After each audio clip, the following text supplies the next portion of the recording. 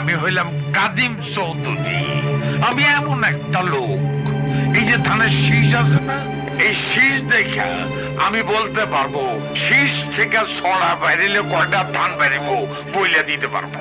বাবা, স্যার দেখছি কৃষিবিদ্যায় পারদর্শী। সে তো সবাই জানে, তোমাকে আর বলতে হবে না।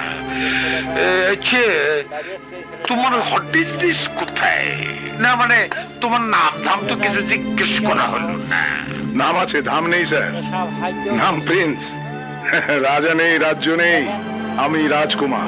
আরে বাবারে, রাজকুমার থেকে কোথায়?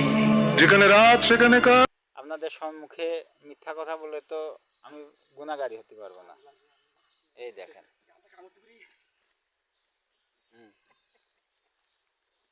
তার কিন্তু অতিরিক্ত সাহস। দেখেন, হ্যাঁ, সাপটা 8 থেকে 10 কেজি ওজন হবে। এটা তো ছোট,